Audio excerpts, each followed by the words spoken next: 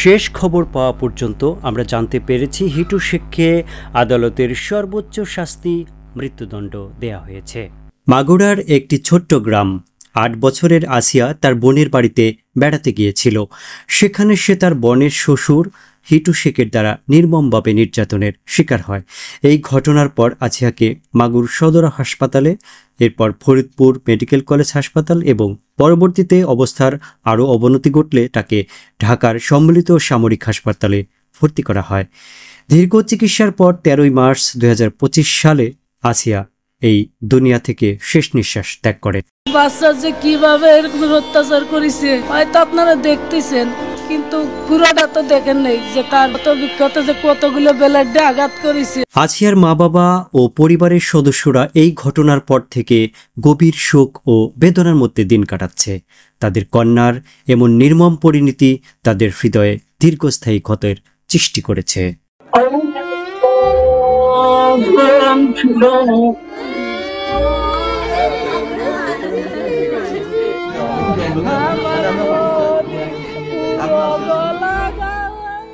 এই ঘটনার পর মাগুরা সহ সারা দেশের শিক্ষার্থীরা বিক্ষোভে ফেটে পড়ে। সড়ক অবরোধ, থানা আদালত ঘেরাও এবং দোষীদের দৃষ্টান্তমূলক শাস্তির দাবি জানায়।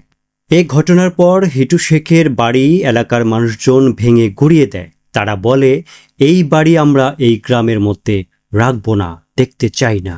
আসিয়ার মা ৮ মার্চ মাগুরা সদর থানায় মামলা দায়ের করেন। মামলায় হিটু শেখ সহ 4 জনকে আসামি করে মামলা করা হয়। মামলার বিচার কার্য দ্রুত সম্পন্ন করে আজ 17 মে 2025 রায় ঘোষণা করা হবে। কিছুক্ষণের মধ্যেই আপনারা রায় জানতে পারবেন। আসিয়ার এই মর্মান্তিক ঘটনা আমাদের সবাইকে স্তব্ধ করে দেয়। শিশুদের নিরাপত্তা নিশ্চিত করার জন্য আমাদের আরও সচেতন ও দায়িত্বশীল হতে হবে। আসুন আমরা সবাই মিলে একটি নিরাপদ সমাজ গড়ে তুলি, যেখানে কোনো শিশু এমন নির্যাতনের শিকার হবে না।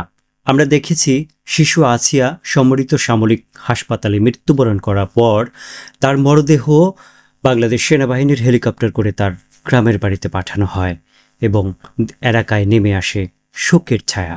প্রতি মুহূর্তের প্রতি ক্ষণের আপডেট জানতে আমাদের সাথে কানেক্টেড থাকুন। সাবস্ক্রাইব করুন ট্রেন্ডিং টপ নিউজ চ্যানেলটি এবং আমাদের ভিডিওটি ভালো লাগলে একটি লাইক দিয়ে আমাদের অনুপ্রেরণা যোগাবেন।